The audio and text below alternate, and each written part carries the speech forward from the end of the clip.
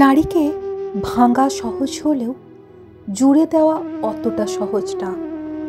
কারণ তারা অন্যের দ্বারা ভাঙে ঠিকই, তবে অন্যের দ্বারা জুড়ে না, বরং ভেঙে যাওয়ার পর নিজের মতো করে বাঁচে। নীরবতায়, একাকী, নিঃসঙ্গতায়। কারণ সে ভাঙার আগে তার সর্বোচ্চ দিয়ে চেষ্টা করেছিল তাকে যেন ভাঙা না হয়, কিন্তু তার চেষ্টার ফল শূন্য হলে সে বাধ্য হয় ওই ভাঙন থেকে নিজেকে সরিয়ে আনতে। অভিমান করতে করতে মেয়েরা একদিন ঠিকই বুঝে যায় তার আবেগ অনুভূতির কোনো মূল্যই নেই সেই মানুষটার কাছে। ধীরে ধীরে নিজেকে গুটিয়ে নেয় তখন। তারপর একদিন অভিমান করাই ছেড়ে দেয়, নরম মনটাকে একটা কঠিন মড়কে মুড়ে নেয়।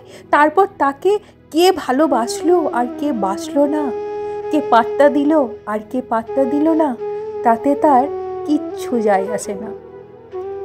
মানুষ বদলে গেলে ভয়ঙ্করভাবে বদলে যায়। মাটি একবার পুড়ে গেলে তার কোমলতা হারায়, সে তখন শক্ত পাথরে পরিণত হয়। চাইলেও তাকে আর নরম মাটিতে ফেরানো যায় না।